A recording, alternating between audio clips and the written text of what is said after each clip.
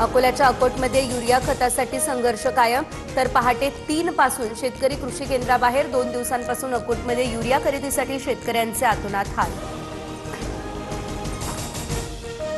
नाशिकच्या तपोवनमधील वृक्षतोड प्रकरणी आज मुंबई उच्च न्यायालयामध्ये सुनावणी. मनसे शहर अध्यक्ष नितीन पंडित यांच्याकडून याचिका दाखल. याचिकाकर्त्यांच्या अंतरिम अर्जावरती महानगरपालिका प्रतिज्ञापत्र सादर न करता कोर्टाची दिशाभूल करत असल्याचा आरोप. पुणेकरांना सोमवारपासून 1 दिवस आड पाणीपुरवठा. यंदा पाऊस कमी होण्याचा अंदाज, त्यामुळे पाणी कपातीचा निर्णय. पालिकेकडून वॉशिंग सेंटर आणि जलतरण तलावावर बंदी.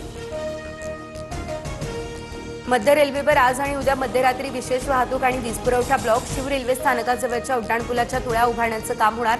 माटुंगा ते कुर्ला दरम्यानच्या लोकल सेवेवर परिणाम. कोल्हापूरच्या अंबाबाई मंदिरावर 1.5 किलो सोन्याच्या कळसाचा साज. गोव्याचे माजी मुख्यमंत्री प्रतापसिंह राणेंकडून 2.5 कोटींच्या कळगाची देणगी. विधिवत पूजेला थोडक्यात सुरुवात होणार.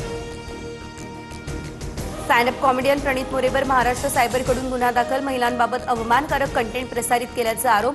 प्रणित मोरे, हिमांशू झांगरा आणि सेजल पवारला चौकशीसाठी समन्स.